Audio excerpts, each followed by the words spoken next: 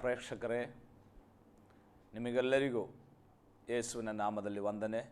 ಸತ್ಯವೇದ ಶಾಲೆ ಕಾರ್ಯಕ್ರಮದ ಮೂಲಕ ಪ್ರಕಟಣೆ ಪುಸ್ತಕ ಕಲಿಯುವುದಕ್ಕಾಗಿ ನೀವು ತೋರಿಸ್ತಿರುವ ಆಸಕ್ತಿಗಾಗಿ ನಾನು ದೇವರನ್ನ ವಂದಿಸ್ತೇನೆ. ಸತ್ಯವೇದದ ಕೊನೆಯ ಪುಸ್ತಕ ಹಾಗೂ ಹೊಸ ಒಡಂಬಡಿಕೆಯ ಏಕೈಕ ಪ್ರವಾದನಾ ಗ್ರಂಥವಾಗಿರುವ ಪ್ರಕಟಣೆ ಪುಸ್ತಕವನ್ನು ಕಲಿಯುವುದು ಜೀವನದಲ್ಲಿ ನಮಗೆ ಲಭಿಸಿದ ಅತಿ ದೊಡ್ಡ ಭಾಗ್ಯ. ಹೆಚ್ಚಾಗಿ ಈ ಪುಸ್ತಕವನ್ನು ವ್ಯಾಖ್ಯಾನಿಸುವುದಿಲ್ಲ. ಇದರ ವಿಷಯಗಳು ಬಹಳ ಕಠಿಣವಾದದ್ದರಿಂದ ಸಾಮಾನ್ಯ ಓದುಗರಿಗೆ ಇದು ಓದಿದರೆ ಅರ್ಥವಾಗದೇ ಇರುವುದರಿಂದ ಈ ಪುಸ್ತಕವನ್ನು ಓದುವುದು ಸಹ ಬಹಳ ಕಡಿಮೆ. ಆದರೆ ಹೊಸ ಒಡಂಬಡಿಕೆಯ ಧನ್ಯತೆಗಳಲ್ಲಿ ಪ್ರಕಟಣೆ ಪುಸ್ತಕವನ್ನು ಓದುವುದು, ಕಲಿಯುವುದು ಅತಿ ದೊಡ್ಡ ಧನ್ಯತೆ ಎಂಬುದಾಗಿ ಪ್ರಕಟಣೆ ಪುಸ್ತಕದ ಪ್ರಾರಂಭದ 3ನೇ ವಾಕ್ಯ, 1ನೇ ಅಧ್ಯಾಯದ 3ನೇ ವಾಕ್ಯದಲ್ಲಿ ಬರೆಯಲ್ಪಟ್ಟಿದೆ. ಈ ಪ್ರವಾದನಾ ಗ್ರಂಥವನ್ನು ಓದುವವನು, ಕೇಳುವವನು, ಅದರಂತೆ ನಡೆಯುವವನು ಧನ್ಯನು ಎಂಬುದಾಗಿ. ಆದ್ದರಿಂದ ಈ ಪುಸ್ತಕವನ್ನು ನಾವು ಕ್ರಮಬದ್ಧವಾಗಿ ಕಲಿಯುವಾಗ ದೊಡ್ಡ ಆಶೀರ್ವಾದವನ್ನು ದೇವರಿಂದ ಪಡೆದುಕೊಳ್ಳುವುದಕ್ಕಾಗಿ ಸಾಧ್ಯ. ಈ ಪುಸ್ತಕ ಕಲಿಸದೇ ಇರುವುದಕ್ಕಾಗಿ ಸೈತಾನನು ಶತಪ್ರಯತ್ನ ಮಾಡುತ್ತಾನೆ. ಕಾರಣ ಅವನ ಅಂತ್ಯ, ಅವನ ಅವನತಿ, ಅವನ ಸೋಲು, ಅವನ ಕೊನೆ ಇತ್ಯಾದಿ ಸಂಗತಿಗಳು ಈ ಪುಸ್ತಕದಲ್ಲಿ ಬರೆದಿರುವುದರಿಂದ ಎಂದಿಗೂ ಸೈತಾನು ಇದನ್ನು ಜನರಿಗೆ ತಿಳಿಸುವುದಕ್ಕೆ ಬಯಸುವುದಿಲ್ಲ, ಅಡ್ಡಿಪಡಿಸುತ್ತಿರ್ತಾನೆ. ಏನೇ ಅಡ್ಡಿ ಆತಂಕಗಳಿದ್ದರೂ ಈ ಪುಸ್ತಕವನ್ನು ಕಲಿಯುವುದಕ್ಕಾಗಿ ಪ್ರಯತ್ನ ಪಡಿರಿ. ಇವತ್ತು ನಾವು 11ನೇ ಅಧ್ಯಾಯಕ್ಕೆ ಪ್ರವೇಶಿಸ್ತಾ ಇದ್ದೇವೆ. 10 ಅಧ್ಯಾಯಗಳನ್ನು ಈಗಾಗಲೇ ನಾವು ಮುಗಿಸಿದೆವು. ಈ 10 ಅಧ್ಯಾಯಗಳಲ್ಲಿ ನಿಮಗೆ ಏನಾದರೂ ಪ್ರಶ್ನೆಗಳಿರುವುದಾದರೆ ನನಗೆ ಬರೆಯುವುದಕ್ಕಾಗಲಿ ಕರೆ ಮಾಡುವುದಕ್ಕಾಗಲಿ ಮರೆಯಬೇಡಿರಿ. ನಿಮ್ಮ ಪ್ರಶ್ನೆಗಳಿಗೆ ಉತ್ತರಿಸಲಿಕ್ಕೆ ನನ್ನಿಂದಾದಷ್ಟು ಪ್ರಯತ್ನಿಸ್ತೇನೆ. ಈಗ ನಾವು 11ನೇ ಅಧ್ಯಾಯವನ್ನು ಕಲಿಯೋಣ. 11ನೇ ಅಧ್ಯಾಯ ಕರ್ತನಾದ ಯೇಸು ಕ್ರಿಸ್ತನ ಬರೋಣದ ನಂತರ ಪ್ರಾರಂಭದ 3.5 ವರ್ಷಗಳ ಕಾಲ ನಡೆಯುವಂತಹ, ಅಂದರೆ ಮಹಾಸಂಕಟ ಕಾಲದ ಪ್ರಾರಂಭದ 3.5 ವರ್ಷಗಳ ಕಾಲ ನಡೆಯುವ ವಿವಿಧ ವಿಷಯಗಳನ್ನು ಒಳಗೊಂಡಂತಹ ಒಂದು ಅಧ್ಯಾಯವಾಗಿದೆ. ಪ್ರಕಟಣೆ ಪುಸ್ತಕ ಸಮಯ ಕ್ರಮದಂತೆ ರಚಿತವಾಗಿಲ್ಲ. 6ನೇ ಅಧ್ಯಾಯದಲ್ಲಿ ಮಹಾಸಂಕಟ ಕಾಲದ ಉದ್ದಕ್ಕೂ ನಡೆಯುವ ಸಂಗತಿಗಳ ಒಂದು ಸಂಕ್ಷಿಪ್ತ ಪಕ್ಷಿ ನೋಟ ಮಾತ್ರ ಕಾಣಲಿಕ್ಕೆ ಸಾಧ್ಯ. ಅನಂತರದ ಅಧ್ಯಾಯಗಳಲ್ಲಿ ಅವುಗಳ ಸಂಪೂರ್ಣ ವಿವರಣೆಯನ್ನು ಒಂದೊಂದು ಅಧ್ಯಾಯಗಳಲ್ಲಿ ವಿವರಿಸಲಾಗಿದೆ. 11ನೇ ಅಧ್ಯಾಯದಲ್ಲಿ ಪ್ರತ್ಯೇಕವಾಗಿ 3.5 ವರ್ಷ, ಪ್ರಾರಂಭದ 3.5 ವರ್ಷ ಮಹಾಸಂಕಟ ಕಾಲದಲ್ಲಿ ಏನು ನಡೆಯುತ್ತದೆ ಎಂಬ ವಿಷಯಗಳನ್ನು ವಿವರಿಸಿದಂತಹ ಒಂದು ಅಧ್ಯಾಯವಾಗಿದೆ. ಈ ಅಧ್ಯಾಯದಲ್ಲಿ ದೇವಾಲಯದ ಕುರಿತಾಗಿ, ಅಂದರೆ ಮಹಾಸಂಕಟ ಕಾಲದ ದೇವಾಲಯದ ಕುರಿತಾಗಿ ಪ್ರಾರಂಭದ 2 ವಾಕ್ಯಗಳಲ್ಲಿ ವಿವರಿಸಿ, ಅನಂತರದ ವಾಕ್ಯಗಳಲ್ಲಿ ಮಹಾಸಂಕಟ ಕಾಲದ ಆರಂಭದ ಸಮಯದಲ್ಲಿ ಪರಲೋಕದಿಂದ 2 ಸಾಕ್ಷಿಗಳು ಇಳಿದು ಬಂದು ದೇವರ ರಾಜ್ಯದ ಸುವಾರ್ತೆಯನ್ನು ಸಾರಿ ಅವರು ಮೃತ್ಯು ಹೊಂದಿ 3.5 ದಿವಸಗಳಾದ ಮೇಲೆ ಪುನರುತ್ಥಾನಗೊಂಡು ಪರಲೋಕಕ್ಕೆ ಹೋಗುವಂತಹ ಒಂದು ಘಟನೆಯಾಗಿದೆ ಈ 11ನೇ ಅಧ್ಯಾಯದ ಮುಖ್ಯ ವಿಷಯ.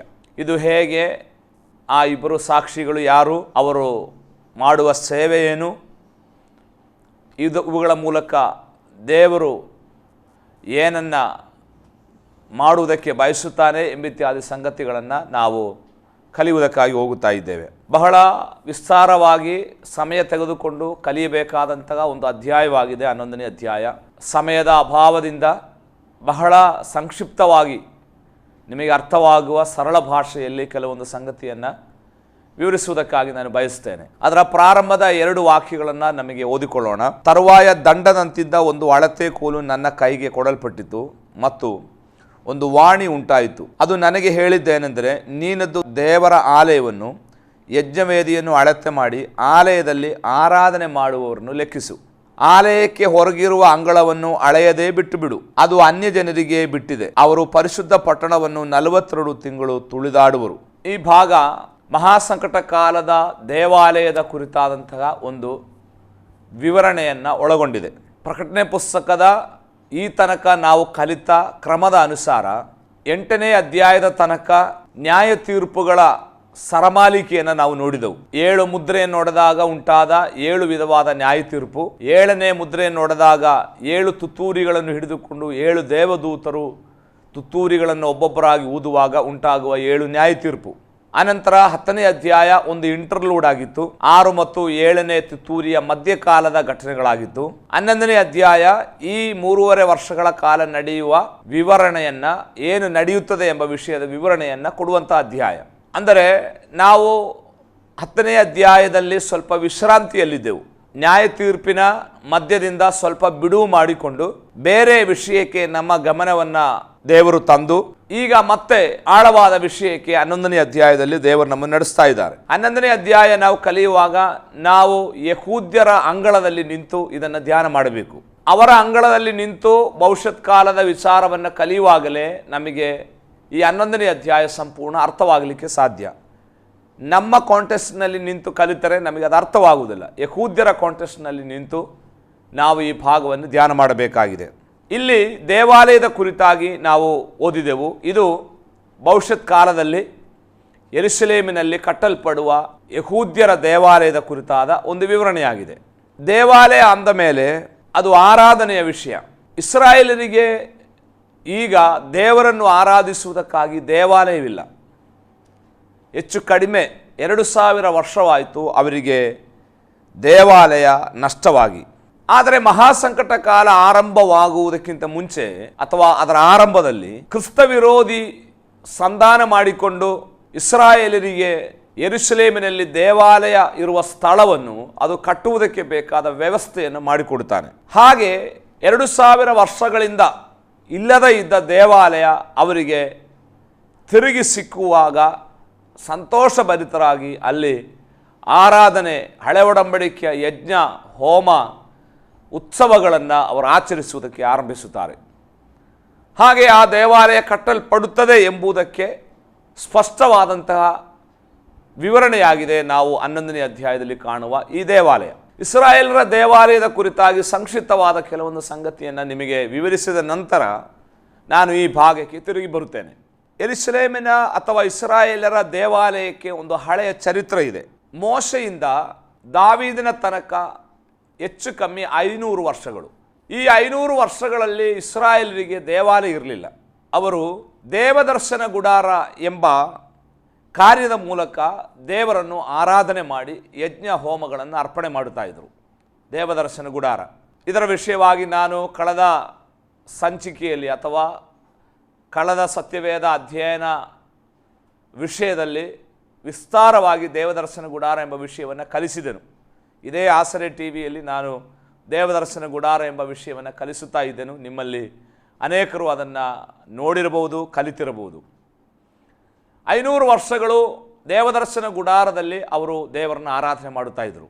ಆದರೆ ದಾವೀದನು, ಇಸ್ರಾಯೇಲರ ಮಧುರ ಗಾಯಕನಾದ ದಾವೀದನು ಸಾಯುವುದಕ್ಕಿಂತ ಮುಂಚೆ ದೇವರಿಗೆ ಒಂದು ದೇವಾಲಯವನ್ನು ಕಟ್ಟಬೇಕೆಂಬ ಬಯಕೆ ಉಂಟಾಯಿತು. ಆದರೆ ಯುದ್ಧ ಕೈಗಳಿಂದ ತೂಡಿದ ಅಥವಾ ರಕ್ತಗಳಿಂದ ಕೂಡಿದ ಅವನ ಕೈಗಳಿಂದ ದೇವಾಲಯವನ್ನು ಕಟ್ಟುವುದಕ್ಕೋಸ್ಕರ ದೇವರು ಅನುಮತಿಸಲಿಲ್ಲ.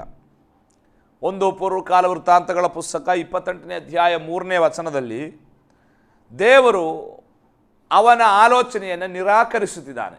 ನಿನ್ನ ಕೈಗಳು ಯುದ್ಧ ಮಾಡಿ ಕೊಲೆಪಾತಕನಾಗಿರುವುದರಿಂದ ಆ ಕೈಗಳಿಂದ ದೇವಾಲಯ ಕಟ್ಟುವುದು ಉಚಿತವಲ್ಲ. ಆದರೆ ನಿನ್ನ ಬಯಕೆ ನಾನು ಮನ್ನಿಸುತ್ತೇನೆ. ನಿನ್ನ ಮಗನಾದ ಶಲೋಮೋನನು ನನಗೆ ಒಂದು ಆಲಯವನ್ನು ಕಟ್ಟಲಿ. 2 ಸಮುವೇಲನ ಪುಸ್ತಕ 7ನೇ ಅಧ್ಯಾಯ 12-13 ವಾಕ್ಯಗಳನ್ನು ಓದುವಾಗ ದಾವೀದನ ಮಗನಾದ ಶಲೋಮೋನನಿಗೆ ದೇವಾಲಯ ಕಟ್ಟುವ ಭಾಗ್ಯ ದೊರಕಿತು. ದಾವೀದನು ದೇವಾಲಯವನ್ನು ಕಟ್ಟಲಿಲ್ಲವಾದರೂ ತನ್ನ ಮಗನಾದ ಶಲೋಮೋನನು ದೇವಾಲಯ ಕಟ್ಟುವುದಕ್ಕೋಸ್ಕರ ದಾವೀದನ ಕಾಲದಲ್ಲೇ ಅದಕ್ಕೆ ಬೇಕಾದ ಸಾಮಗ್ರಿಗಳನ್ನು, ವಸ್ತುಗಳನ್ನು ಜೋಡಿಸಿಟ್ಟು ಮಗನಿಗೆ ಆ ಕರ್ತವ್ಯವನ್ನು ಒಪ್ಪಿಸಿ ತಾನು ನಿದ್ರೆ ಹೋದದ್ದಾಗಿ 2 ಪೂರ್ವಕಾಲ ವೃತ್ತಾಂತಗಳ ಪುಸ್ತಕ 22ನೇ ಅಧ್ಯಾಯದ ಪ್ರಾರಂಭದ 5 ವಾಕ್ಯಗಳನ್ನು ಓದುವಾಗ ನಾವು ಗಮನಿಸುತ್ತೇವೆ. ದಾವೀದನು ಸಾಯುವಾಗ ಶಲೋಮೋನಿಗೆ ದೇವಾಲಯವನ್ನು ಕಟ್ಟುವುದಕ್ಕೆ ಆಜ್ಞಾಪಿಸಿದಾಗಿ 1 ಪೂರ್ವಕಾಲ ವೃತ್ತಾಂತ 22ನೇ ಅಧ್ಯಾಯದಲ್ಲೂ ನಾವು ನೋಡುತ್ತೇವೆ. ಹಾಗೆ ಶಲೋಮೋನನು ಪಟ್ಟಕ್ಕೆ ಬಂದಾಗ 7 ವರ್ಷಗಳು ತೆಗೆದು ಯೆರೂಸಲೇಮಿನಲ್ಲಿ ದೇವಾಲಯವನ್ನು ಕಟ್ಟಿದನು. 1 ಅರಸುಗಳ ಪುಸ್ತಕ 6ನೇ ಅಧ್ಯಾಯ 38ನೇ ವಚನದಲ್ಲಿ ಯೆರೂಸಲೇಮಿನ ದೇವಾಲಯದ ಕೆಲಸಕ್ಕೆ 7 ದೀರ್ಘ ವರ್ಷಗಳು ಹಿಡಿದದ್ದಾಗಿ ನಾವು ನೋಡುತ್ತೇವೆ. ಅನಂತರ ಕೆಲಸ ಮುಗಿಸಿ ಅದನ್ನು ದೇವರ ನಾಮದ ಮಹಿಮೆಗೋಸ್ಕರ ಸಮರ್ಪಣೆ ಮಾಡಿದನು.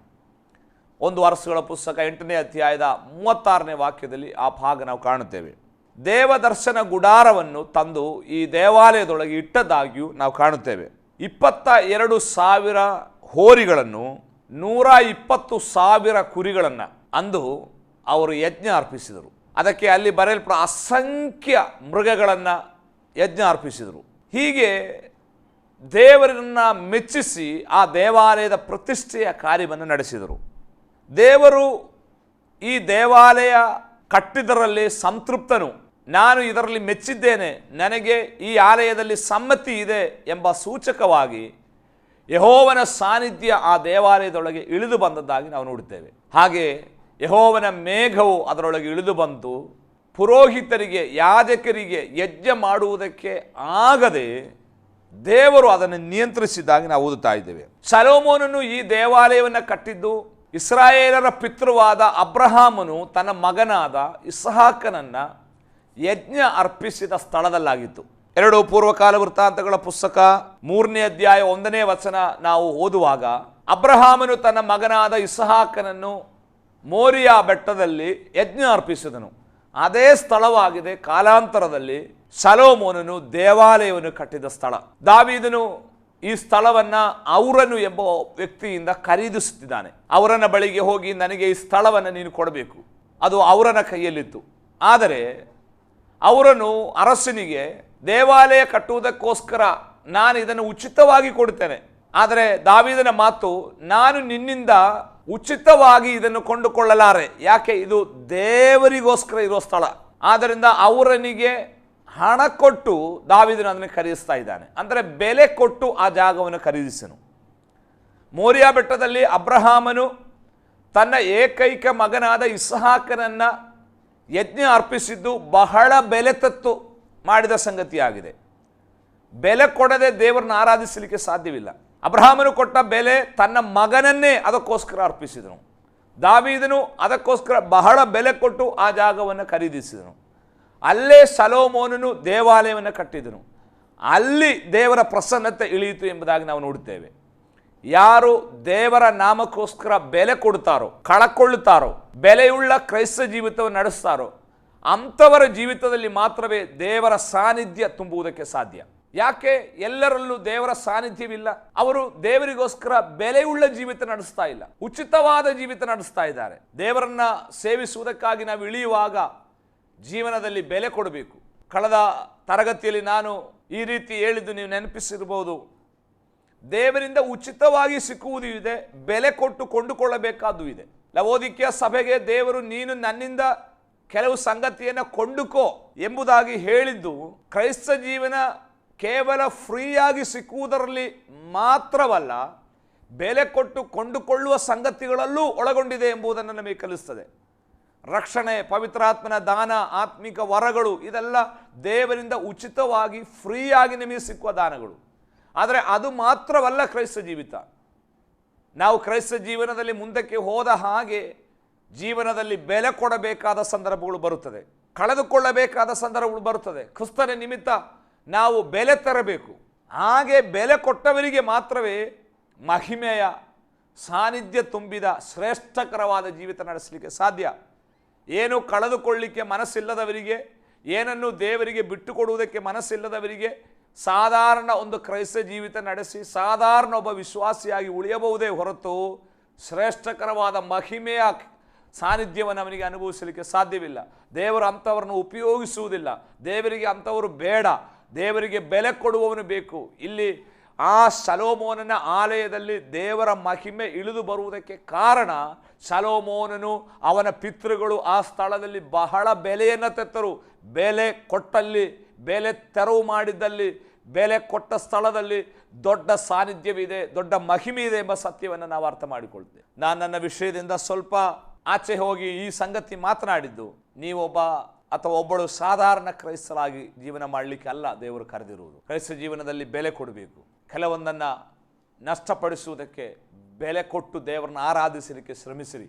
ದೇವರು ನಿಮ್ಮ ಶರೀರವನ್ನು ತನ್ನ ನಿವಾಸ ಸ್ಥಾನವಾಗಿ ಮಾಡಿ, ತನ್ನ ಮಹಿಮೆಯ ಸಾನ್ನಿಧ್ಯವನ್ನು ನಿಮ್ಮೊಳಗೆ ತಂದು, ನಿಮ್ಮನ್ನು ಒಂದು ಸಾಮಾನ್ಯ ಮಟ್ಟದಿಂದ ಅಸಾಮಾನ್ಯ ಮಟ್ಟಕ್ಕೆ ಮಾರ್ಪಡಿಸಿ, ದೇವರು ನಿಮ್ಮ ಮೂಲಕ ಮಹಿಮೆಯ ಕಾರ್ಯಗಳನ್ನು ಮಾಡಲಿಕ್ಕೆ ಸಾಧ್ಯತೆ ಇದೆ. ಅಂದು ಇಸ್ರಾಯೇಲ್ನಲ್ಲಿ ಅನೇಕ ಮನೆಗಳಿತ್ತು, ಅನೇಕ ದೊಡ್ಡ ದೊಡ್ಡ ಕಟ್ಟಡಗಳಿತ್ತು. ಆದರೆ ಯೆರೂಸಲೇಮಿನ ದೇವಾಲಯ ಆ ಕಟ್ಟಡಗಳಿಗಂತಲ್ಲ ವಿಭಿನ್ನವಾದದ್ದು.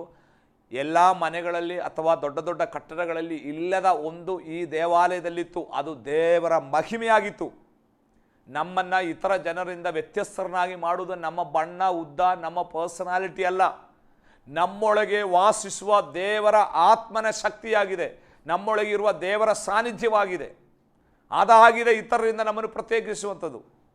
ಅದು ಒಂದು ವೇಳೆ ಹೊರಗಿನ ಜಗತ್ತಿಗೆ ಅರ್ಥವಾಗದೇ ಇರಬಹುದು, ಆದರೆ ದೇವರು ನಮ್ಮನ್ನು ಉಪಯೋಗಿಸುವಾಗ ಜನರು ಅರ್ಥ ಮಾಡಿಕೊಳ್ಳುತ್ತಾನೆ, ಇವನು ಸಾಧಾರಣ ವ್ಯಕ್ತಿಗಿಂತ ವ್ಯತ್ಯಸ್ತನು ಎಂಬುದಾಗಿ. ಅಂತಹ ಒಂದು ಅನುಭವಕ್ಕೆ ನೀವು ಬರಬೇಕೆಂಬುದಾಗಿ ದೇವರು ನಮ್ಮ ಮೂಲಕ ಬಯಸುವ ಆತನಾಗಿದ್ದಾನೆ.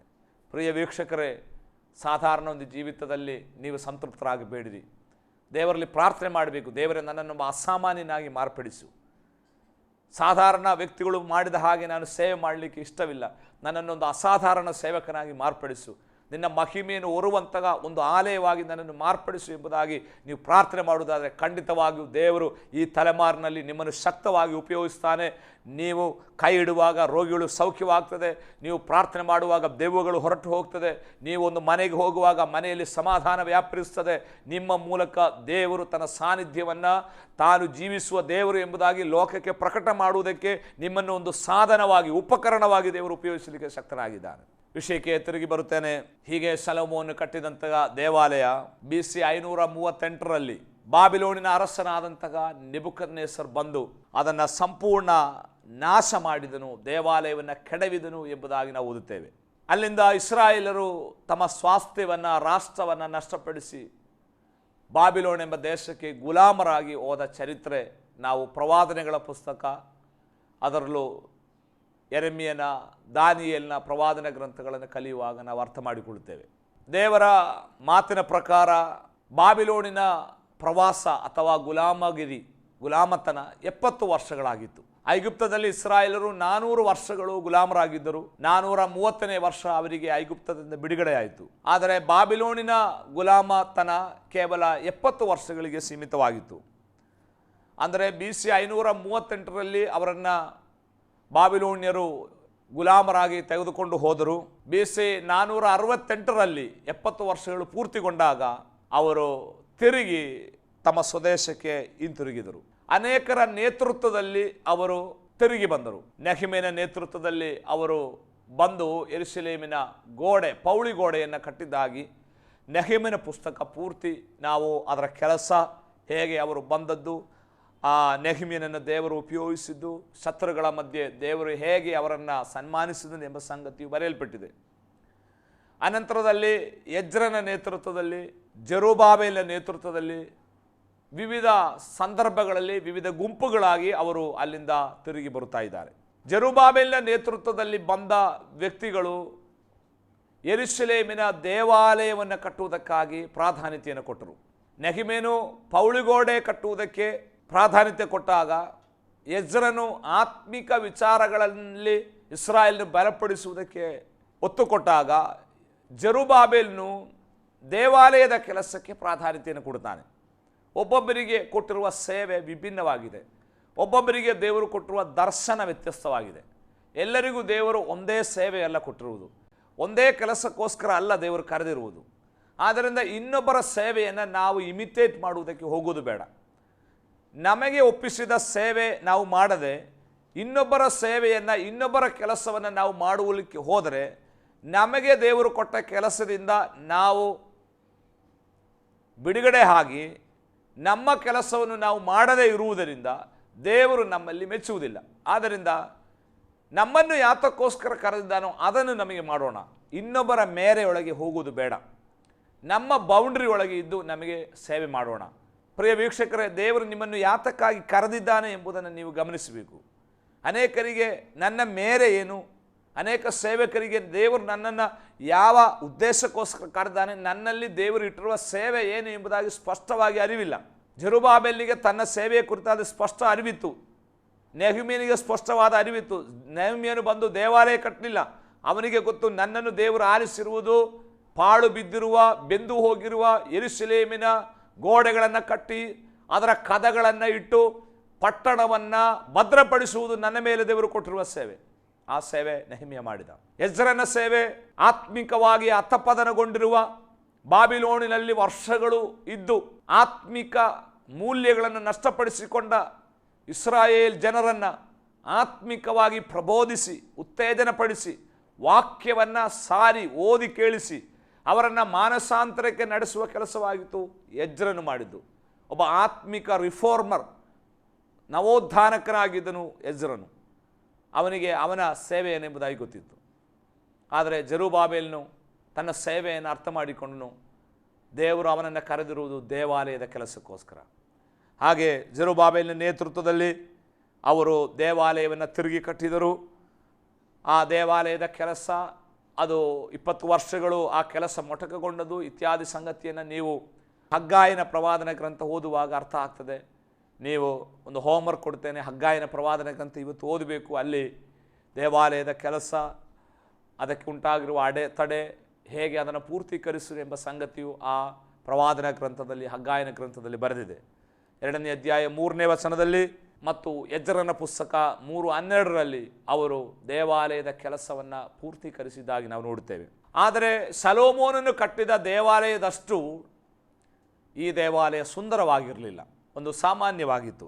ಆದರೆ BC 168ರಲ್ಲಿ ಜೆರುಬ್ಬಾಬೆಲನು ಕಟ್ಟಿದ ಈ ದೇವಾಲಯವು ಸಂಪೂರ್ಣ ನಾಶವಾಯಿತು. ಆಂಟಿಕಸ್ ಎಪಿಫಾನೋಸ್ ಎಂಬಂತಹ ವ್ಯಕ್ತಿ ಯಹೂದ್ಯರಿಗೆ ವಿರುದ್ಧವಾಗಿ ದಂಗೆ ಇದ್ದು ಜೆರುಬ್ಬಾಬೆಲನು ಕಟ್ಟಿದಂತಹ ದೇವಾಲಯವನ್ನು ಈ ಆಂಟಿಕಸ್ ಎಪಿಫಾನೋಸ್ ನಾಶ ಮಾಡಿ ಅಲ್ಲಿ ಅಸಹ್ಯ ವಸ್ತುಗಳನ್ನು ಯಜ್ಞ ಅರ್ಪಿಸಿ, ಅಂದರೆ ಯಹೂದ್ಯರ ಪವಿತ್ರವಾದ ದೇವಾಲಯದಲ್ಲಿ ಹಂದಿಯನ್ನು ಯಜ್ಞ ಅರ್ಪಿಸಿ ದೇವಾಲಯವನ್ನು ಮಲಿನಪಡಿಸಿದ್ದಾಗಿ ಬೈಬಲ್ನಲ್ಲಿ ಇಲ್ಲ, ಚರಿತ್ರೆಯ ಪುಟಗಳಲ್ಲಿ ನಮಗೆ ಓದುವುದಕ್ಕಾಗಿ ಸಾಧ್ಯ. ಆದರೆ BC 6ರಲ್ಲಿ ನಂತರ ಈ ದೇವಾಲಯವನ್ನು ಕಟ್ಟುತ್ತಿರುವುದಾಗಿ ನಾವು ನೋಡುತ್ತೇವೆ. BC 6ರಲ್ಲಿ ಅರಸನಾದ ಹೆರೋದನು ಇಸ್ರಾಯೇಲ್ ಜನರನ್ನು ಮೆಚ್ಚಿಸುವುದಕ್ಕೋಸ್ಕರ, ಅವರ ಪ್ರೀತಿಯನ್ನು ಸಂಪಾದಿಸುವುದಕ್ಕೋಸ್ಕರ 3ನೇದಾಗಿ ಈ ದೇವಾಲಯವನ್ನು ಕಟ್ಟಿದಾಗ ನಾವು ನೋಡುತ್ತೇವೆ. 46 ವರ್ಷಗಳು ಈ ದೇವಾಲಯದ ಕೆಲಸಕ್ಕೋಸ್ಕರ ಹಿಡಿಯಿತು. ಯೋಹಾನ ಸುವಾರ್ತೆ 2ನೇ ಅಧ್ಯಾಯ 20ನೇ ವಚನ ಓದುವಾಗ 46 ವರ್ಷಗಳಿಂದ ಪ್ರಯತ್ನಪಟ್ಟು ಕಟ್ಟಿದ ದೇವಾಲಯವಾಗಿತ್ತು ಹೆರೋದನ ದೇವಾಲಯ.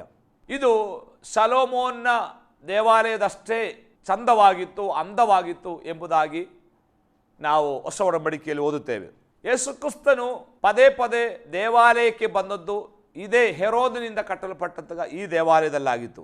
ಮತ್ತಾಯನ ಸುವಾರ್ತೆ 24ನೇ ಅಧ್ಯಾಯ 1-2 ವಾಕ್ಯಗಳಲ್ಲಿ ಸ್ವಾಮಿ ಈ ದೇವಾಲಯದ ಕುರಿತಾಗಿ ಹೇಳಿದ ಪ್ರವಾದನೆ, ಇದು ಕಲ್ಲಿನ ಮೇಲೆ ಕಲ್ಲು ಉಳಿಯದಂತೆ ಕೆಡವಲ್ಪಡುವುದು ಎಂಬ ಪ್ರವಾದನೆಯ ನೆರವೇರಿಕೆಯಾಗಿ AD 70ರಲ್ಲಿ ರೋಮಿನ ಸೈನಿಕರು ಇಸ್ರಾಯೇಲಿನ ಮೇಲೆ ದಂಗೆ ಎದ್ದು ಬಂದು ಅಂದಿನ ರೋಮಿನ ಜನರಲ್ ಆಗಿದ್ದ ಟೈಟಸ್ ಎಂಬ ವ್ಯಕ್ತಿ ಈ ದೇವಾಲಯವನ್ನು ಸಂಪೂರ್ಣವಾಗಿ ನಾಶ ಮಾಡಿದನು. ಯೇಸು ಕ್ರಿಸ್ತನು ಬದುಕಿದ ಕಾಲದಲ್ಲಿ ಹೇಳಿದ ಈ ಪ್ರವಾದನೆ, ಇದು ಕಲ್ಲಿನ ಮೇಲೆ ಕಲ್ಲು ಉಳಿಯದಂತೆ ನಾಶವಾಗುತ್ತದೆ ಎಂಬುದಾಗಿ ಹೇಳಿದ ಪ್ರವಾದನೆ AD 70ರಲ್ಲಿ ಸಂಪೂರ್ಣವಾಗಿ ನೆರವೇರುವುದಾಗಿ ಚರಿತ್ರೆಯಲ್ಲಿ ನಾವು ಓದುತ್ತೇವೆ. ಅಂದು ಇಸ್ರಾಯೇಲರಲ್ಲಿ ಸರ್ವನಾಶ ಉಂಟಾಯಿತು. ಹೆಚ್ಚು ಕಡಿಮೆ 10 ಲಕ್ಷ ಜನರನ್ನು ರೋಮ್ ಸೈನಿಕರು ಟೈಟಸ್ನ ನೇತೃತ್ವದಲ್ಲಿ ಕೊಂದರು. ಚರಿತ್ರೆಗಾರರು ಯೆರೂಸಲೇಮಿನ ಬೀದಿಗಳು ರಕ್ತ ಹೆಪ್ಪು ಕಟ್ಟಿ ನಿಂತಿತು ಎಂಬುದಾಗಿ ನಾವು ಚರಿತ್ರೆಗಳ ಪುಟಗಳಲ್ಲಿ ಓದುತ್ತೇವೆ. ಹೇಗೆ ಮಳೆ ನೀರು ಕಣಿವೆಗಳಲ್ಲಿ ಹೆಪ್ಪು ಕಟ್ಟಿ ನಿಲ್ಲುತ್ತದೋ ಅದೇ ರೀತಿ ರಕ್ತ ತಳಕಟ್ಟಿ ನಿಂತದಾಗಿ ಚರಿತ್ರೆಗಾರರು ಹೇಳ್ತಾ ಇದ್ದಾರೆ. ಯಾಕೆ? ಯೇಸು ಸ್ವಾಮಿಯನ್ನು ಶಿಲುಬೆಗೆ ಹಾಕಿದಾಗ ಯಹೂದ್ಯರು ಒಕ್ಕರೊಳಿಂದ ಕೂಗಿದ ಒಂದು ಮಾತು, ಪಿಲಾತನು ಹೇಳಿದ, ಈತನ ರಕ್ತಕ್ಕೆ ನಾನು ಹೊಣೆಗಾರನಲ್ಲ. ಜನರು ಕೂಗಿದರು, ಆತನ ರಕ್ತ ನಮ್ಮ ಮತ್ತು ನಮ್ಮ ಮಕ್ಕಳ ಮೇಲೆ ಬರಲಿ ಎಂಬುದಾಗಿ. AD 70ರಲ್ಲಿ ಅವರು ಆಶಿಸಿದಂತೆ ಅವರು ಏನನ್ನು ಬಯಸಿದರೋ ಅದೇ ರೀತಿ ರಕ್ತಮಯವಾದ ಒಂದು ಇಸ್ರಾಯೇಲಿನ ಚರಿತ್ರೆ ಕಾಣುವುದಕ್ಕಾಗಿ ಸಾಧ್ಯ. ಅಂದು ಚರಿತ್ರೆಗಾರರು ಹೇಳುವಂಥದ್ದು, ರೋಮಿನ ಸೈನಿಕರು ಇಸ್ರಾಯೇಲರನ್ನು ಹಿಡಿದು ಅನೇಕರನ್ನು ಶಿಲುಬೆಗೆ ಹಾಕಿಸಿದರು. ಸೈನಿಕರು ಶಿಲುಬೆಯನ್ನು ಮಾಡುವುದಕ್ಕೋಸ್ಕರ ಓಡಾಡುತ್ತಿದ್ದರು ಎಂಬುದಾಗಿ ಚರಿತ್ರೆಗಾರರು ಹೇಳ್ತಾರೆ. ಯೆರೂಸಲೇಮಿನ ಬೀದಿಗಳಲ್ಲೆಲ್ಲ ಶಿಲುಬೆಗಳು ಬಿದ್ದಿದ್ದವು. ಕಾರಣ ಜನರನ್ನು ಹಿಡಿದು ಶಿಲುಬೆಗೆ ಏರಿಸಿ ಕೊಲ್ಲುತ್ತಾ ಇದ್ದರು. ಅಂದು ನಾಶವಾದ ದೇವಾಲಯ, ಅದರ ಅವಶೇಷಗಳು ಮಾತ್ರ ಇವತ್ತು ಇಸ್ರಾಯೇಲ್ನಲ್ಲಿದೆ. ಈಗ ಆ ದೇವಾಲಯ ಇರುವ ಸ್ಥಳದಲ್ಲಿ ವೆಸ್ಟರ್ನ್ ವೇಲಿಂಗ್ ವಾಲ್ ಎಂಬುದಾಗಿ ಒಂದು ಗೋಡೆ ಮಾತ್ರ ನಿಂತಿದೆ. ಆರ್ಥೋಡಾಕ್ಸ್ ಯಹೂದರು ಅಂದರೆ ಪಾರಂಪರಿಕರಾದ ಯಹೂದ್ಯರು ಅಲ್ಲಿ ಹೋಗಿ ತಮ್ಮ ಹಣೆಯನ್ನು ಆ ಗೋಡೆಗೆ ಬಡಿದು ಈಗಲೂ ಪ್ರಾರ್ಥನೆ ಮಾಡುತ್ತಾ ಇದ್ದಾರೆ. ಅನೇಕರು ಪತ್ರಗಳ ಮೂಲಕ, ಇಮೇಲ್ಗಳ ಮೂಲಕ ತಮ್ಮ ಪ್ರಾರ್ಥನಾ ಮನವಿಗಳನ್ನು ಕಳುಹಿಸಿಕೊಟ್ಟು ಆ ಹಾಳೆಗಳನ್ನು ಆ ಗೋಡೆಗೆ ಅಂಟಿಸಿ ಅವರು ಪ್ರಾರ್ಥನೆ ಮಾಡುತ್ತಾರೆ. ಅವರಿಗೊಂದು ನಂಬಿಕೆ, ಅಲ್ಲಿ ಪ್ರಾರ್ಥನೆ ಮಾಡಿದರೆ ದೇವರು ಕೇಳುತ್ತಾನೆ, ಭವಿಷ್ಯದಲ್ಲಿ ನಮಗೆ ದೇವರೊಂದು ದೇವಾಲಯವನ್ನು ಕೊಡುತ್ತಾನೆ ಎಂಬುದಾಗಿ. ಇದು ಇಸ್ರಾಯೇಲರ ಚರಿತ್ರೆಯಾಗಿದೆ. ಈಗ ಯೆರೂಸಲೇಮ್ ದೇವಾಲಯ ನಿಲ್ಲಬೇಕಾದ ಸ್ಥಳದಲ್ಲಿ AD 691ರಲ್ಲಿ ಅರಬಿಗಳು, ಪಾಲಸ್ತೀನಿಗಳು ಆ ಸ್ಥಳವನ್ನು ಕೈವಶ ಮಾಡಿಕೊಂಡು ಅಲ್ಲಿ ಇದ್ದಂತಹ ಒಬ್ಬ ಖಲೀಫಾ, ಇಸ್ಲಾಂ ಧರ್ಮದ ಒಬ್ಬ ಖಲೀಫಾ ಒಂದು ಮಸೀದಿಯನ್ನು ಕಟ್ಟಿದರು. ಈಗ ಯೆರೂಸಲೇಮ್ ದೇವಾಲಯ ಇರುವ ಸ್ಥಳದ ಮಸೀದಿ ಹೆಸರು ಡೋಮ್ ಆಫ್ ದಿ ರಾಕ್ ಎಂಬುದಾಗಿ. ಡೋಮ್ ಆಫ್ ದಿ ರಾಕ್ ಎಂಬಂತಹ ಮಸೀದಿ ಇರತಕ್ಕಂತಹ ಸ್ಥಳವಾಗಿದೆ ಇಸ್ರಾಯೇಲರ ದೇವಾಲಯವಿದ್ದಂತಹ ಸ್ಥಳ. ಅದು ಇಸ್ಲಾಂ ಧರ್ಮಕ್ಕೆ ಬಹಳ ಪ್ರಾಧಾನ್ಯತೆ ಇರತಕ್ಕಂತಹ ಒಂದು ದೇವಾಲಯ. ಅಂದರೆ ಅವರ 3ನೆಯ ಅತಿ ದೊಡ್ಡ ಯಾತ್ರಾ ಅಂದರೆ ಧಾರ್ಮಿಕ ಸ್ಥಳವಾಗಿದೆ ಆ ದೇವಾಲಯ ಇರತಕ್ಕಂತಹ ಸ್ಥಳ. ಆದ್ದರಿಂದ ಇನ್ನೂ ಅವರಿಗೆ ಅಲ್ಲಿ ದೇವಾಲಯ ಕಟ್ಟುವುದಕ್ಕೆ ಸಾಧ್ಯವಾಗಲಿಲ್ಲ. ನನ್ನ ಮಾತುಗಳನ್ನು ಇಲ್ಲಿಗೆ ಮುಕ್ತಾಯಗೊಳಿಸ್ತೇನೆ. ನನ್ನ ಪ್ರಿಯರೇ, ದೇವರು ಆಡಿದಂತೆ ಮಾಡುವ ದೇವರಾಗಿದ್ದಾನೆ. ಇಲ್ಲಿ ದೇವಾಲಯದ ಸಂಕ್ಷಿಪ್ತ ಚರಿತ್ರೆ ನಾವು ಕೇಳಿಸಿಕೊಂಡೆವು. ಸ್ವಾಮಿ ಹೊಸವರ ಮಡಿಕೆಯಲ್ಲಿ ಹೇಳುತ್ತಾ ಇದ್ದಾನೆ, ಈಗ ನೀವು ನನ್ನ ಆಲಯಗಳಾಗಿದ್ದೀರಿ, ನೀವು ನನ್ನ ಆಲಯವಂತಲೂ ದೇವರಾತ್ಮನು ನಿಮ್ಮಲ್ಲಿ ವಾಸವಾಗುತ್ತೇನೆ ಅಂತಲೂ ನಿಮಗೆ ತಿಳಿಯೋದು. ಈ ಆಲಯವನ್ನು ನಾಶ ಮಾಡುವನು ನಾನು ನಾಶ ಮಾಡುತ್ತೇನೆ. ದೇವರು ವಾಸಿಸುವುದು ಕಲ್ಲುಗಳಿಂದ ಕಟ್ಟಿದ ದೇವಾಲಯದಲ್ಲೆಲ್ಲ, ನಮ್ಮ ಹೃದಯ ಎಂಬ ದೇವಾಲಯದಲ್ಲಿ. ನಿಮ್ಮ ಹೃದಯ ಎಂಬ ದೇವಾಲಯವನ್ನು ದೇವರಿಗೋಸ್ಕರ ನೀವು ಕೊಡುವುದಕ್ಕೆ ಸಿದ್ಧರಾದರೆ ದೇವರು ವಾಸ ಮಾಡುತ್ತಾನೆ. ತನ್ನ ಮಹಿಮೆಯಿಂದ ನಮ್ಮನ್ನು ತುಂಬಿಸಿ ನಮ್ಮನ್ನು ಆಶೀರ್ವದಿಸ್ತಾನೆ. ಕಣ್ಣುಗಳನ್ನು ಮುಚ್ಚೋಣ, ಪ್ರಾರ್ಥಿಸೋಣ. ಪ್ರಿಯ ಕರ್ತನೇ, ಕೊಟ್ಟ ವಾಕ್ಯಗಳಿಗಾಗಿ ಸ್ತೋತ್ರ. ಚರಿತ್ರೆಯಿಂದ ಅನೇಕ ಸಂಗತಿಗಳನ್ನು ಧ್ಯಾನಿಸುವಾಗ ನನಗೆ ಕೃಪೆ ಕೊಟ್ಟಿದ್ದಿ. ನಾವು ದೇವಾಲಯಗಳಾಗಿದ್ದೇವೆ, ದೇವರು ನಮ್ಮಲ್ಲಿ ವಾಸ ಮಾಡುತ್ತಾನೆ ಎಂಬ ಆ ತಿಳುವಳಿಕೆಯೊಡನೆ ನಮಗೆ ಕೊಟ್ಟಿರುವ ಶರೀರವೆಂಬ ಈ ಆಲಯವನ್ನು ಕಾಪಾಡಿಕೊಳ್ಳುವಂತೆ ಕೃಪೆ ಮಾಡು. ಯೇಸುವಿನ ನಾಮದಲ್ಲಿ ಬೇಡಿದೆ ತಂದೆ, ಆಮೇನ್. ಕರ್ತನು ನಿಮ್ಮೆಲ್ಲರನ್ನು ಆಶೀರ್ವದಿಸಲಿ.